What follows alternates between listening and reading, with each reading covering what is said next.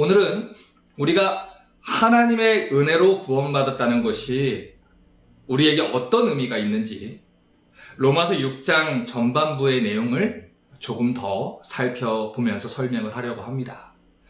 많은 사람들이 로마서 6장의 본문을 볼 때 이 6장의 이야기를 가지고 성화의 이야기를 합니다.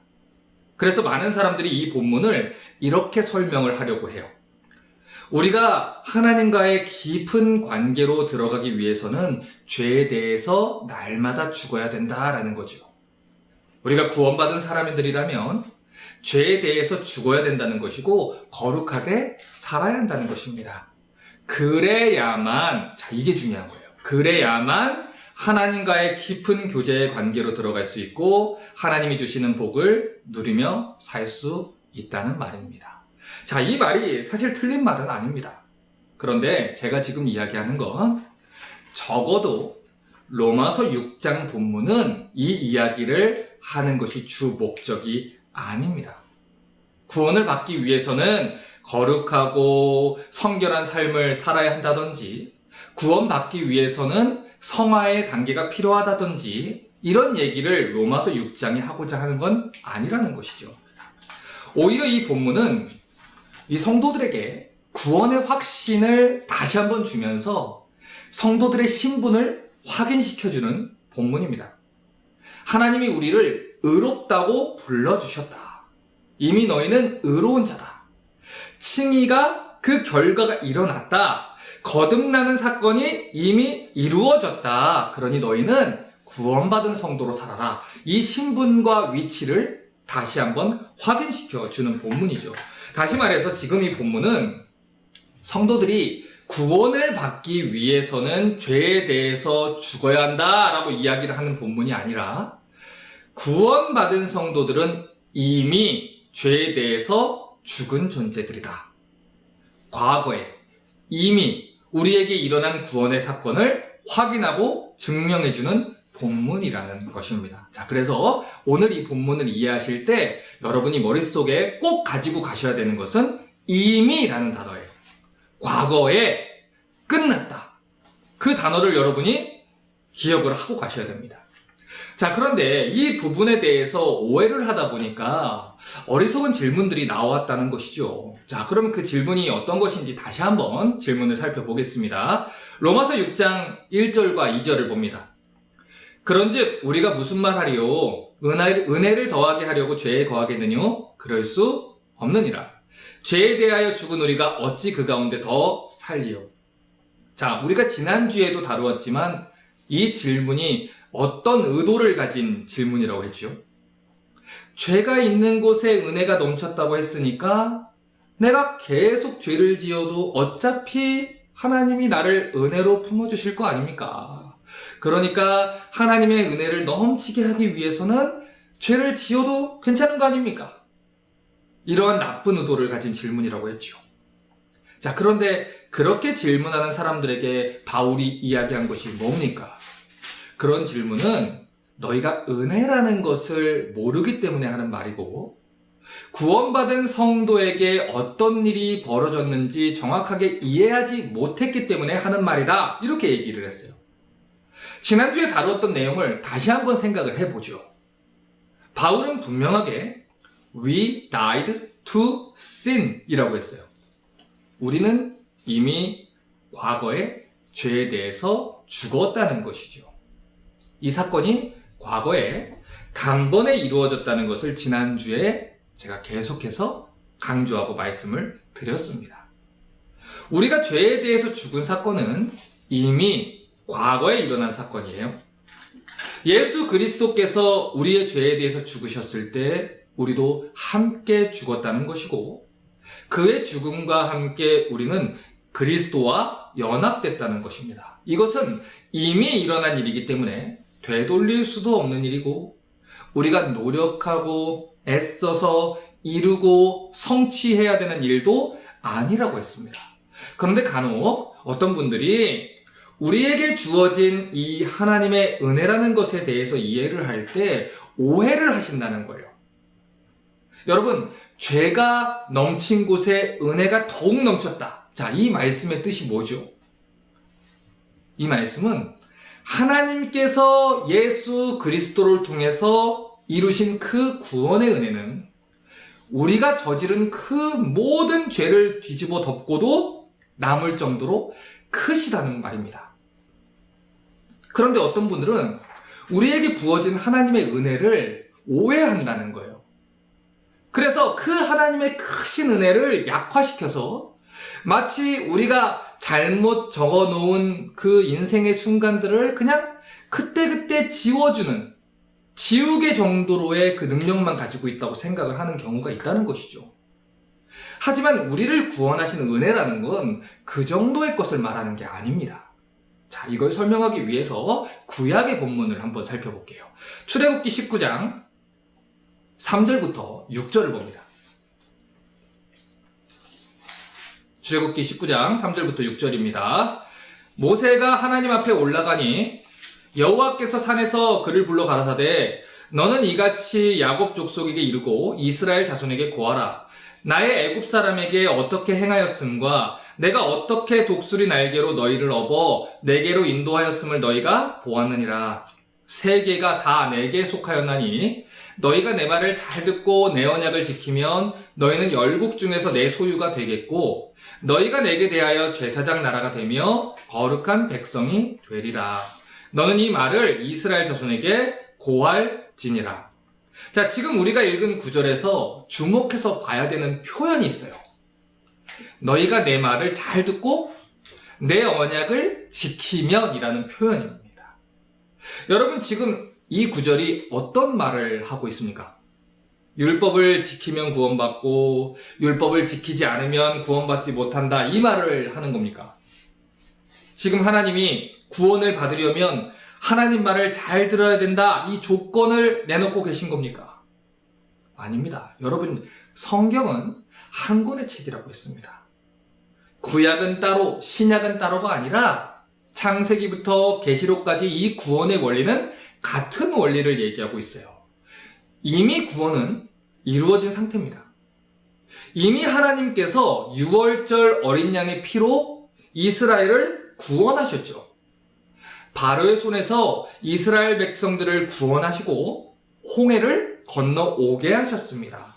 자, 그러니까 우리가 올바르게 이해해야 되는 게 뭐냐면 이 언약은 이미 구원받은 하나님의 백성들과 그들의 주인인 하나님이 맺으시는 언약이라는 것입니다. 자, 지난번에도 말씀을 드렸지만 고린도전서 10장은 홍해 건너는 사건을 세례라는 것으로 이해한다라고 말씀을 드렸습니다. 과거에 이스라엘 백성들은 애굽을 탈출해서 홍해를 건너왔어요. 애굽에서 구원받은 이스라엘 백성들이 홍해를 건너면서 세례를 받았고 지금 시내산에 도착해서 하나님의 법을 받고 있는 것이죠.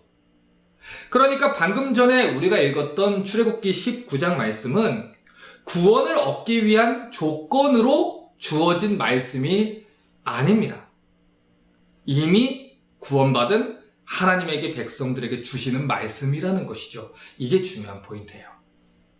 그렇기 때문에 이제 이스라엘 백성이 하나님을 섬길 수 있는 장소에 도착했다, 이것을 얘기하는 것이고 하나님을 섬기는 존재로서 살아가는 시간 속에 이스라엘 백성들이 이제 놓이게 되었다, 이것을 말하는 겁니다. 다시 말해서 출애굽기 19장의 말씀은 구원받지 못한 사람들을 앞에다 두고서 너희가 율법 지키면 구원을 받고 율법 안 지키면 구원받지 못한다, 구원 취소된다, 이런 이야기를 하시는 게 아니라 이미 구원받은 하나님의 백성들을 앞에 두시고 이제 애굽의 노예였던 너희 존재는 죽었고 하나님에 대하여 살았으니 하나님 백성답게 살아라, 이렇게 요청하는 말씀이라는 거죠. 로마서 6장의 말씀도 같은 이야기를 하고 있는 거예요. 이미 구원받은 성도들에게 구원받은 사람들이 어떤 신분을 가졌고 어떤 지위를 가졌고 어떻게 살아갈 수밖에 없는 존재인지 확인시키고 확증하는데 목적이 있다는 겁니다. 자, 우리 로마서 6장 3절을 볼게요.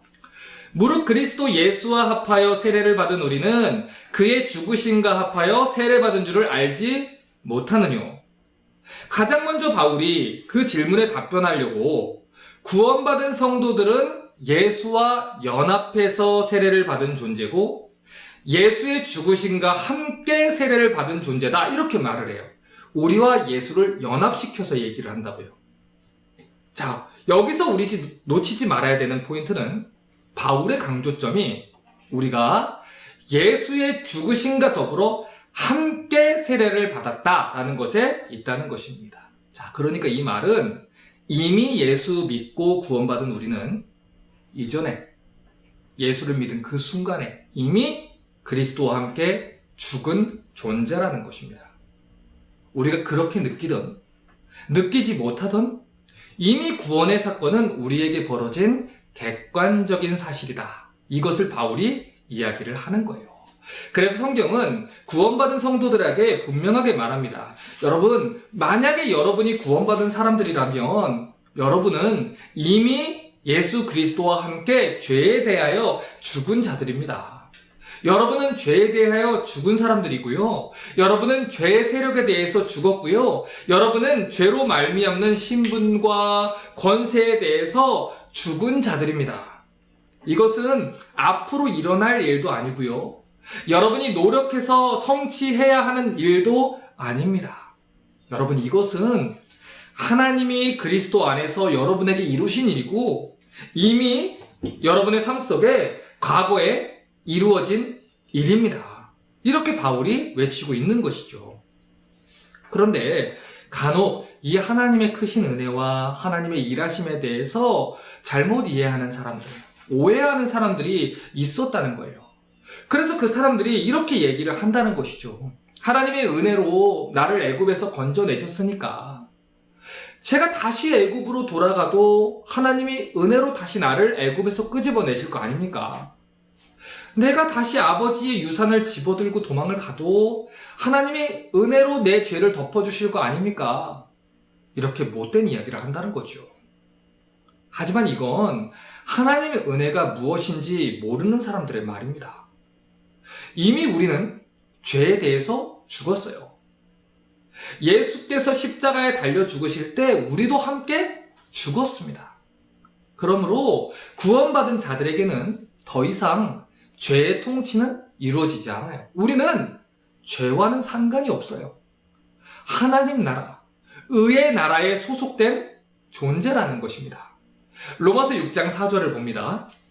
그러므로 우리가 그의 죽으심과 합하여 세례를 받음으로 그와 함께 장사되었나니 이는 아버지의 영광으로 말미암아 그리스도를 죽은 자 가운데서 살리신과 같이 우리로 또한 새 생명 가운데서 행하게 하려 함이니라. 자, 여러분 이거 보세요.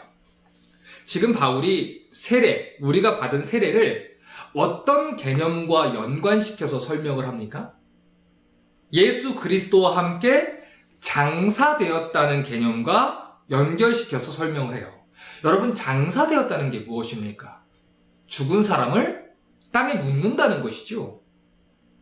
그러면 이 시간 여러분에게 중요한 질문을 제가 하나 드리도록 하겠습니다. 여러분, 우리가 왜 세례를 받죠? 로마 캐톨릭은 세례를 받는 그 행위 자체가 우리에게 구원을 가져다주는 행위라고 말을 해요. 하지만 그것은 성경이 말하는 세례의 개념은 아닙니다. 성경은 구원을 받기 위해서 세례를 받아야 된다, 이렇게 말하지 않아요. 오히려 성경은 구원받은 자이기 때문에 세례를 받아라, 이렇게 말을 하죠.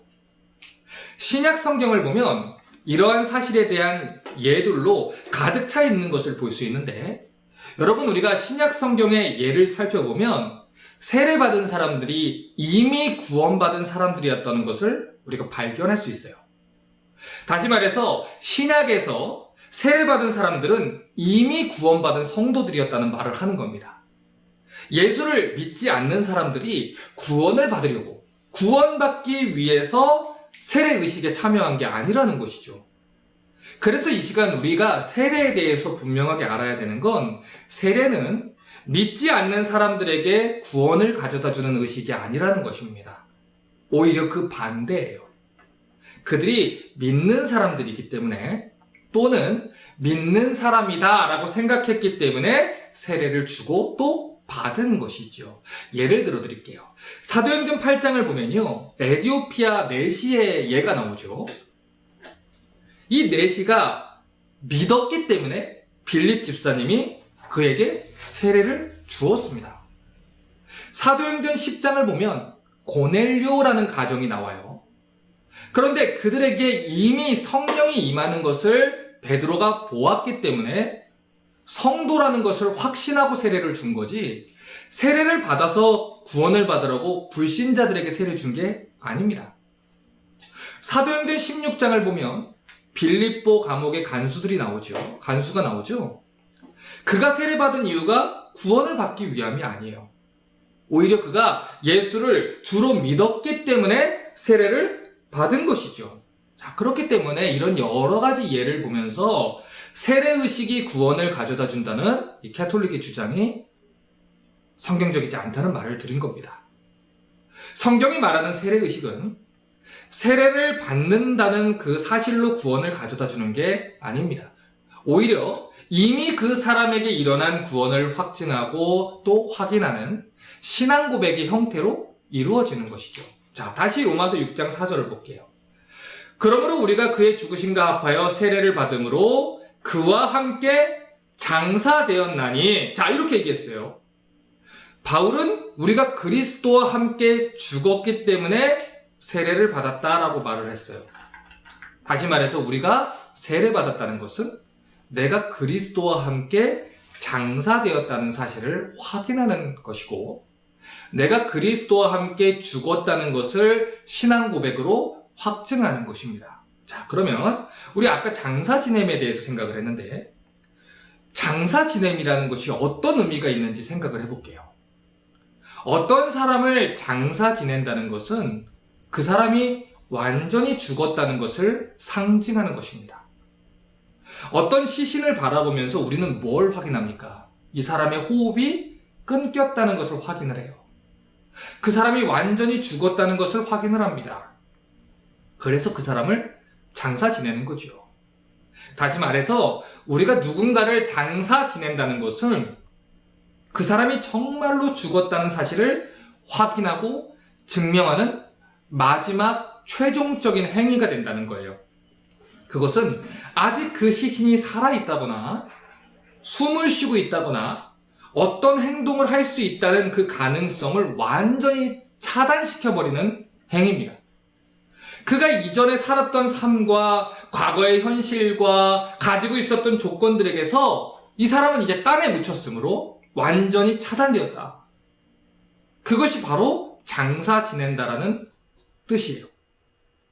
그래서 누군가를 장사 지낸다는 건 그 사람과 이 세상에 대한 관계가 끝이 났다, 이것을 선언하는 행위입니다. 우리가 누군가의 시신을 땅속에 넣고 그 위에 흙을 덮을 때는 그 사람이 이전의 세상에서 어떻게 살았던 간에 그 세상과 관련하여 살던 모든 것들과 관계를 끊는다는 것을 말해요. 지금 바울이 우리의 구원과 세례받음에 대해서 말하는 게 이와 같은 얘기입니다.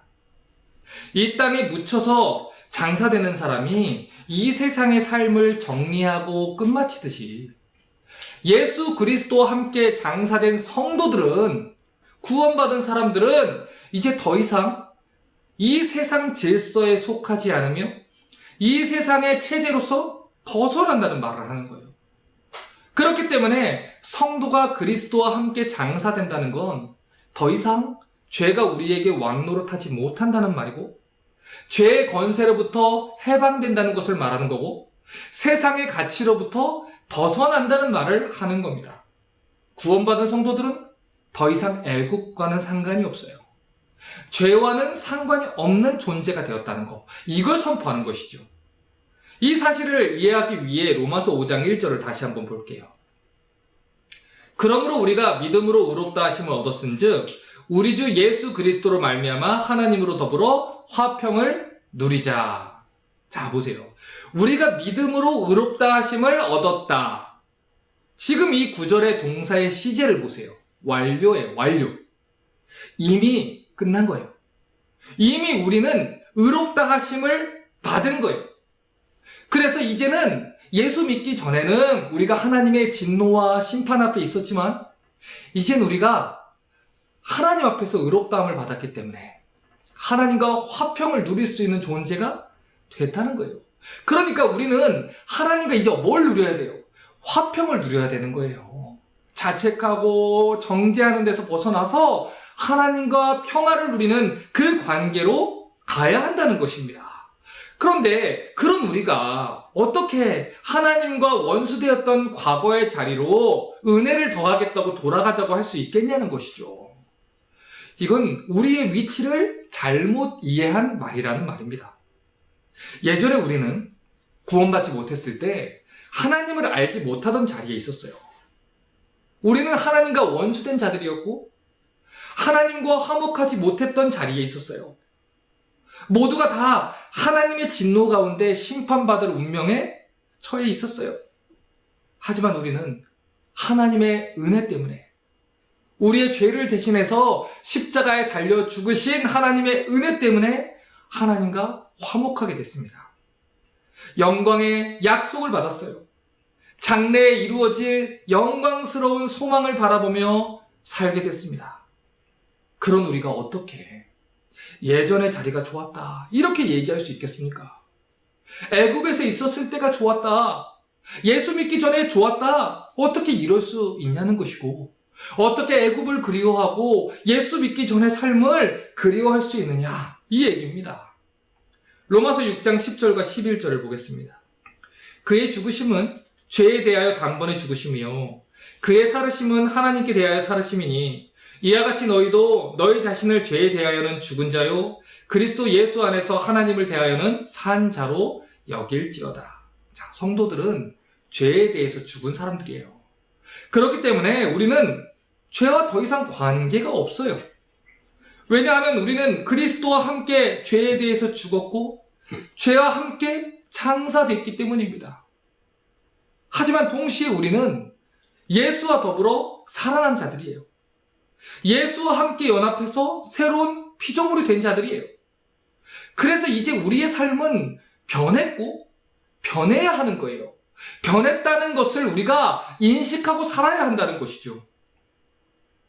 우리는 죄와 더불어 살아갈 수도 없어요. 살아가서는 안 되는 존재가 된 것입니다.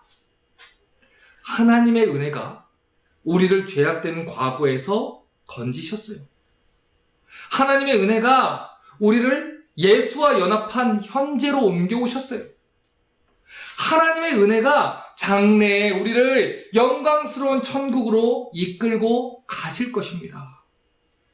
이것이 바로 빌립보서 1장 6절에서 우리 안에 착한 일을 시작하신 이가 그리스도 예수의 날까지 이루실 거라는 약속의 뜻이에요. 여러분, 우리는 연약합니다. 우리가 우리를 가장 잘 알잖아요.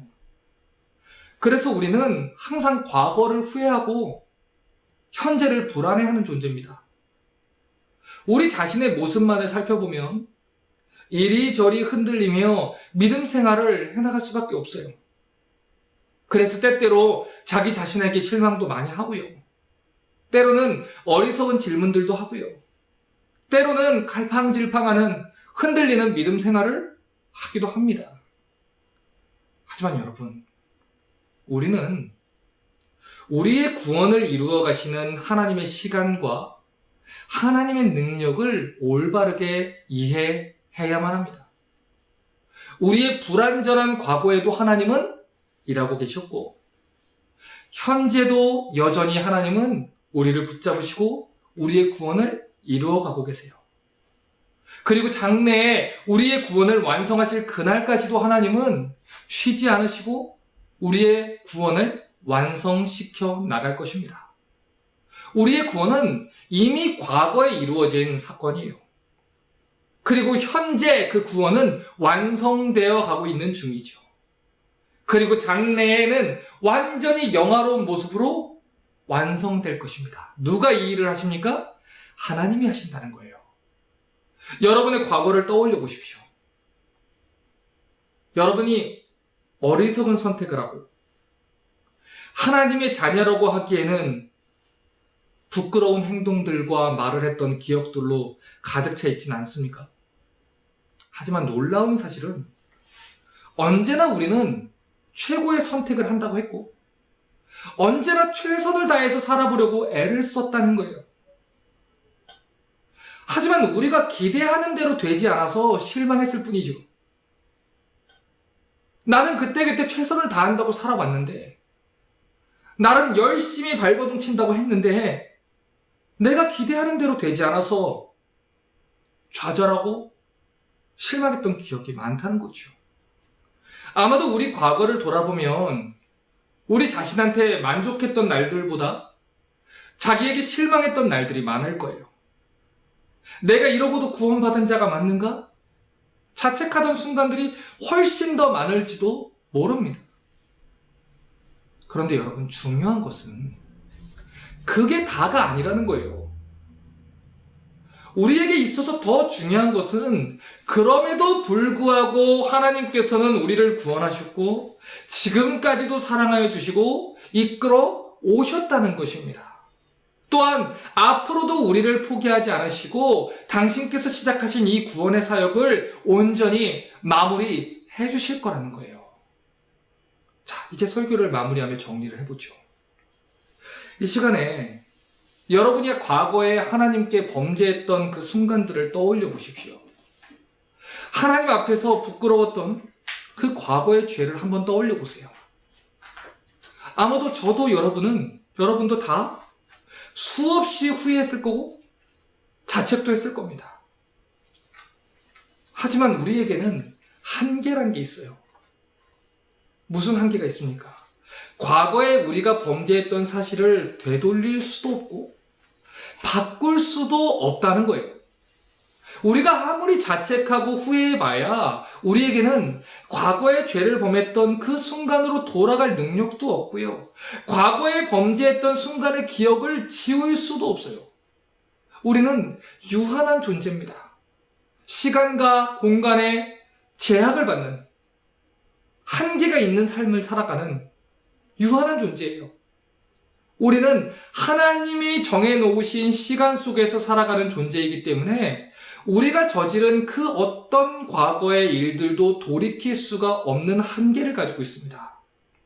하지만 그럼에도 불구하고 그토록 연약한 우리에게 부어진 하나님의 놀라운 은혜는 무엇입니까? 하나님은 우리의 미련하고 못난 사실 때문에 우리를 버리시지 않는다는 말이에요. 여러분, 지금 우리가 숨을 쉬는 현재도 1초만 지나면 과거의 시간이 되어버립니다. 오늘 지금 내가 범죄한 이 시간도 1초만 지나면 벌써 과거의 시간이 되어버려요. 구원을 받았는데도 우리는 여전히 현재의 죄를 범하고 또 과거로 그 죄악들을 매일매일 옮겨서 쌓아두면서 살아간다는 것입니다. 하지만 그럼에도 불구하고 우리는 그 과거에 자꾸 쌓이는 그 죄악들을 바라보며 한숨을 쉬지만 그럼에도 불구하고 하나님이 우리에게 주시는 최고의 은혜가 뭐냐면 우리가 현재, 지금, 그리고 과거에 범죄했던 그 사실들이 있다고 해서 하나님이 우리를 쫓아내지 않는다는 거예요. 우리에게 너 가서 과거에 범죄했던 순간으로 돌아가서 너희의 죄를 바로잡고 와. 너 그렇지 않으면 구원받지 못해. 너 예전에 실수했던 그곳으로 가서 그거 다 고치고 지우고 와. 그렇지 않으면 너의 구원은 취소될 거야. 하나님이 이렇게 하시지 않는다는 거예요. 이것이 얼마나 큰 은혜입니까? 때때로 우리는 하나님 앞에서 은혜를 받아서 이렇게 물어요. 은혜의 감격 속에서 하나님이 은혜로 나를 구원해 주셨는데 그러면 제가 할 일이 뭐가 있을까요? 그리고는 그 일을 찾아서 막 하다가 제대로 하지 못한 것 같으면 자책하고 주저앉아요.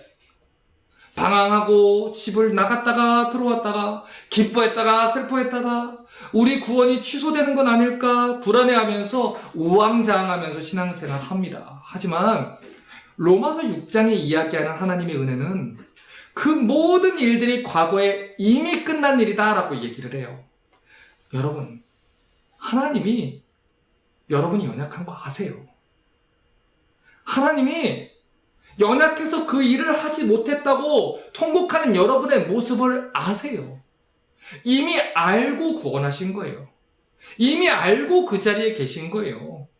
우리의 과거의 모습과 상관없이, 우리의 현재의 모습과 상관없이 우리를 구원하신 하나님의 일은 하나님이 우리를 주권적으로 사랑하셔서 이미 이루신 객관적인 사실이라는 것입니다. 그래서 그것은 우리의 어떠함이나 못남 때문에 좌우되거나 취소되지 않는다는 말이에요.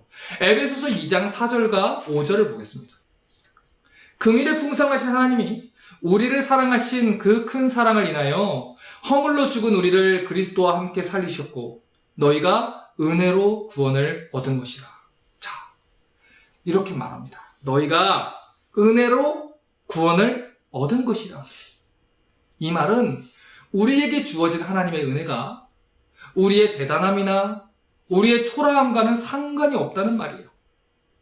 우리의 구원은 우리가 예수를 주와 그리스도로 영접했을 때 이미 일어난 사건이에요.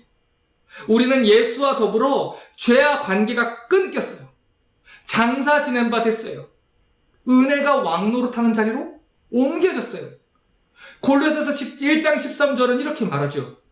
그가 우리를 흑암의 권세에서 건져내사 그의 사랑의 아들의 나라로 옮기셨으니 우리 구원은 이미 과거에 일어난 일이에요. 이미 옮겨졌어요. 취소되지 않는 사실이에요. 그래서 바울은 우리가 온 힘을 다해서 십자가에 매달려 있어야만 한다든지 어느 정도 죄를 죽여야만 이 은혜를 누릴 수 있다고 말을 하지 않아요. 이미 과거에 일어난 사건이에요. 이미 우리는 그 은혜 안에 있어요. 하나님이 베푸신 구원의 은혜는 결코 취소되지 않습니다. 고린도후서 5장 17절입니다. 그런즉 누구든지 그리스도 안에 있으면 새로운 피조물이라. 이전 것은 지나갔으니 보라 새 것이 되었도다. 이미 우리는 새로운 피조물이 됐어요. 이미 우리의 시민권은 하늘에 있어요. 이미 우리는 이 세상의 권세가 아닌 하늘 권세와 하늘 그 나라에 소속되어 있는 사람들입니다. 그러므로 우리가 죄와 더 이상 관련 없는 자라는 것을 믿는다면 은혜를 더하기 위해서 죄에 머물겠다고 하지 않을 겁니다. 오히려 그 은혜를 알았기 때문에 기쁨으로 그 은혜를 누리고 은혜 받은 자의 새로운 삶을 살려고 할 거예요. 고린도후서 5장 13절과 14절을 보겠습니다. 우리가 만일 미쳤어도 하나님을 위한 것이요 만일 정신이 온전하여도 너희를 위한 것이니 그리스도의 사랑이 우리를 강건하시는도다. 가끔 가다가 우리 성도들이 또 우리 청년들이 목사님 저는 하나님을 정말 많이 사랑하고 싶은데 어떻게 해야 될지를 모르겠어요. 이렇게 묻는 사람들이 있어요. 하나님을 사랑하는 방법은 하나님의 은혜와 하나님의 사랑을 이해할 때 가능한 것입니다. 내가 스스로 하나님을 사랑하겠다고 발버둥 칠 때 가능한 것이 아니라 하나님이 나 같은 더러운 죄인에게 베푸신 은혜가 얼마나 큰 것인지 매일매일 죄짓고 넘어지는 나의 형편없는 모습을 보며 그럼에도 불구하고 나를 떠나지 않으시는 하나님의 은혜를 바라볼 때 그 세란을 깨달을 때 그제서야 그리스도의 사랑이 나를 강건하는도다. 내가 이 사랑을 받고 어떻게 하나님을 위해서 살지 않겠느냐. 그렇게 살아갈 수 있는 거예요. 그러니 여러분 하나님을 사랑하고 싶으시면 하나님이 여러분을 얼마나 사랑하시는지를 먼저 아시기 바랍니다. 하나님의 아들이 여러분을 살리기 위해서 인간의 몸을 입고 이 땅에 오셨어요. 하나님의 아들이 우리의 시간과 공간을 뚫고 여러분 대신 수치를 감당하시러 이 땅에 오셔서 십자가에 못 박혀 죽으셨습니다. 그분이 우리를 의의 종으로 삼으시기 위하여 당신의 생명을 기꺼이 버리셨습니다. 그러므로 그 사랑을 깨닫고 살아가시길 바랍니다. 이미 이루어진 구원의 일에 대해서 더 이상 의심하지 마시고 하나님의 약속의 말씀을 꼭 붙잡으시고 구원의 확신을 가지시고 여러분을 구원하신 하나님의 은혜를 깨달아 하나님과 화목하게 그리고 은혜 받은 사람답게 사실 수 있기를 바랍니다. 그리하여 여러분을 바라보는 세상 사람들이 구원받은 사람이 누리는 기쁨을 바라보고 그리스도께 나아오게 되는 놀라운 은혜의 역사가 더해지기를 주님의 이름으로 축복합니다.